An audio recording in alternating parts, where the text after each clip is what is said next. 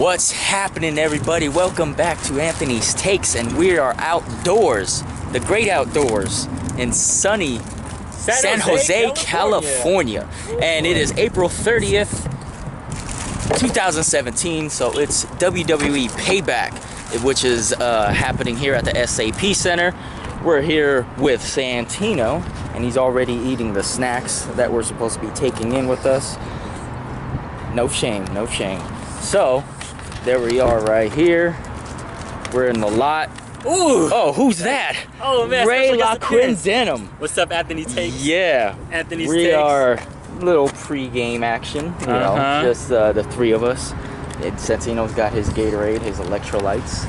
So, unfortunately, I can't bring you guys indoors with us with the camera. How sad. So, very shortly after, we'll probably do a little review of our favorite matches. Oh yeah. This guy is off like 30 minutes of sleep. Oh Came straight from work. I got coffee. Starbucks helped me out. Oh yeah. We're good. We're gonna have a good time. Hell yeah. So, we'll see you guys when we come out. We're on some WrestleMania withdrawals right now. Yeah. So when I heard there was a Payback coming, I was like, ooh, we gotta go. San Jose, it's only an hour away from where I live. Probably an hour and a half. Yeah, it's perfect. It's perfect. It was 40 minutes for me. Yeah. Perfect. So, we'll see what it's all about. All Late. right.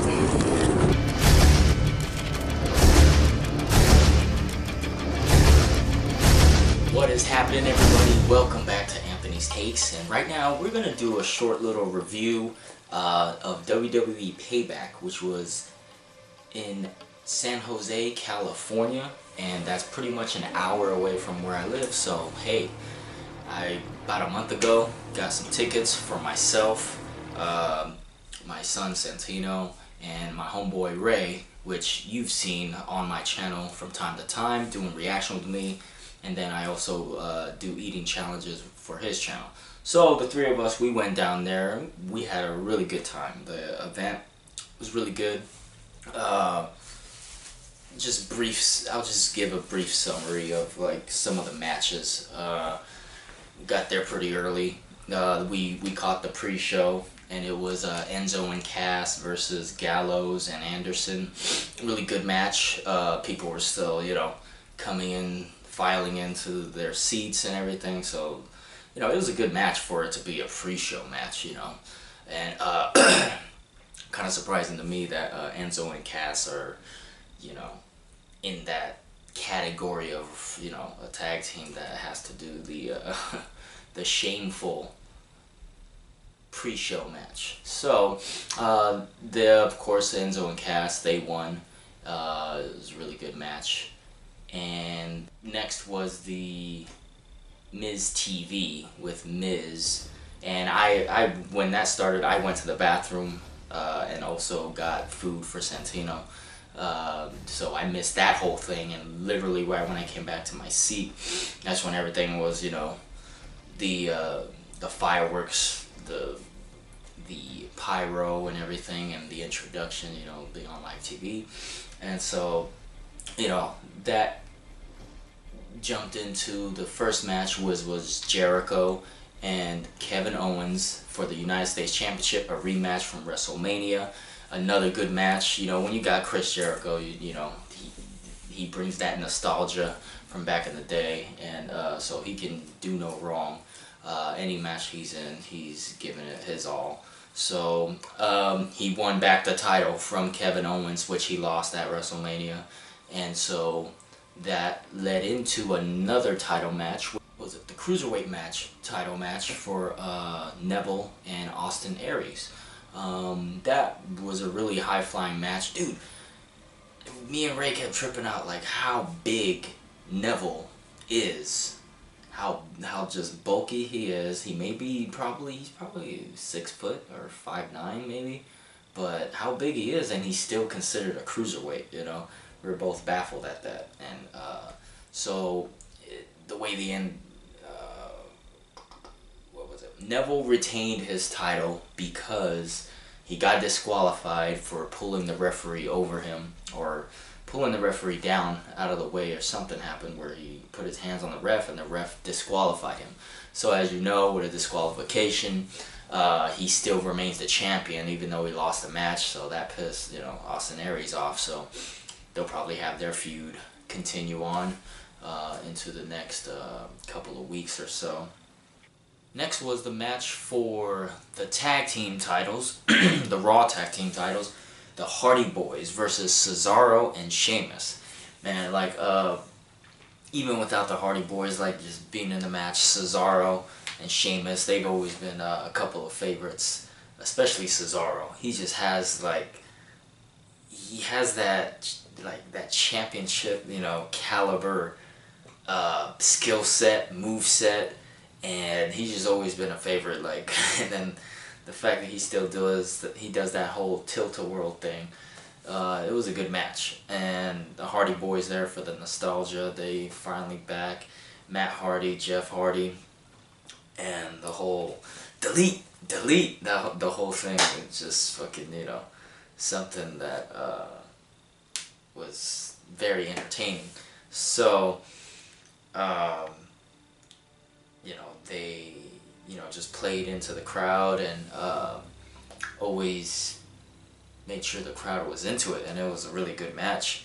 And then I remember I took my phone out and I started taking Snapchats of, when they were shaking hands at the end of the match, because of course, the Hardy Boys, they retained their titles fair and square, and they start shaking each other's hand, and I look away for a second for something. I was looking down at my phone at what I snapped, but then as Cesaro and Sheamus were leaving the ring, I guess either Matt or Jeff was on the apron, with his hands up, and then they got attacked, like, bad. They fucking, when everybody was cheering that, they were good sports at losing against the Hardy Boys, and then all of a sudden they made it seem like they were all cool, showing each other respect, but then, the Cesaro and Sheamus, they beat the shit out of them for losing, the match.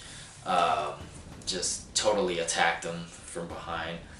And so, they'll definitely be continuing that feud coming up, and it's a very good feud, You've got Cesaro and Sheamus, they were, taking the storyline of, being, I wouldn't say jealous, but like, just telling them, oh, they're here for nostalgia, they need to move on, we're the future, we're the present, and, that whole shtick that they like to do sometimes when a tag team will come back, or even an old wrestler will come back and, get the spotlight again. But really good to see, Jeff Hardy staying clean for now. Hopefully he stays clean and, just sticks to the whole grind that they always do. So, and the next match was for the Women's Championship, Bayley versus Alexa Bliss.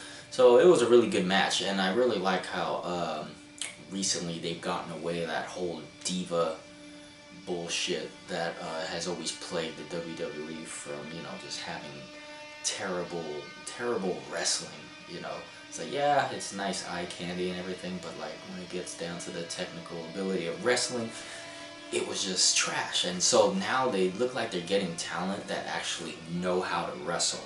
And Bayley, born and raised in San Jose, California, was a hometown hero. But that didn't matter because she lost her title to Alexa Bliss. But it was a really good match. There wasn't, on this card, I don't think there was a match that was dull. Maybe except the main event. But we'll get that, I'll talk about that when I get there. And then after that was, it was creative when you think about it, but the way it turned out just really was terrible. The Randy Orton versus Bray Wyatt House of Horrors match. So it was a two-part, basically. Two-part match. It started in a house that Bray Wyatt had set up, to look scary and everything, and so it started in the house, and so you're watching it on the big screen, on the Titantron, and you're just watching, and the lights are off in the arena, and you're just watching, like, what the hell? They're just fighting in the house and basically smashing each other over the head with, stuff that they find laying around the house. It's like, in some rooms it's kind of dark, and you can tell because of the way it was edited and everything, it was definitely pre-recorded, and it wasn't happening live or anything. But then towards the end, you see Bray Wyatt get on a limo and tell the driver, let's go to the arena. So we're thinking like, well, okay, so he's gonna come out, like we're gonna wait or something. So the way they did it was they had that happen, and then what happened was they started another match after that went off. And the match that started off to give them time to get to the arena supposedly was the Seth Rollins versus Samoa Joe match. And it was something that I was looking forward to because, Samoa Joe, I've always seen him all these years in TNA just tearing it up down there, and just you would think like, damn, is he ever gonna come to the WWE? What's going on? WWE probably had their eye on him for a long time. He's a really big guy, but for his size, he's really agile. So this match was really good, and Seth and Joe, they went back and forth. It was I was pulling for Seth to win, even though I really wanted Joe to get a good win to get some recognition. But it was a really good match. He ended up getting the win, and so after that, the part 2 of the House of Horrors match, and it was funny because I realized all the lights went down, and then you see after every match there's always a crew come in, check up on the ring or do some changes. Like for the cruiserweight match, they always come out, put tape on the ropes to make it look purple ropes, and then they change the apron, I think. No, not the apron, the actual mat. They change it to where like in every corner it says it lets you know it's a cruiserweight match. So the lights were down, and then I noticed a few people that were in the group of the crew had hoods on. You can see that they had hoods on. There was like 2 or 3 of them. So I was like, wait, what the fuck is that? So like, they were playing something on the screen to distract people. It was like a trailer for one of the new WWE movies coming out soon. So everyone was watching that. But I kept my eye on the people in the hoods, and then I just see one by one, they sneak under the ring. So I was like, maybe that's one of them is Randy Orton. So and then I couldn't figure out who the hell the other 2 that had hoods on. Were they decoys for that purpose? So, and that next match happened to be the Randy Orton and Bray Wyatt. Bray Wyatt comes out, hobbling along from his injuries from the first part of the House of Horrors match in the house. So he comes out, and then to his music, and Randy Orton's music doesn't even play. He just comes straight from underneath the ring, and that's when they start the fight. And then they smash a couple of tables, I believe, or they were fighting out on the side of the ring on the ground, and out comes these 2 dudes. I didn't even know who they were until I saw I believe they came out from underneath the ring also. Those other 2 hooded people that went underneath the ring.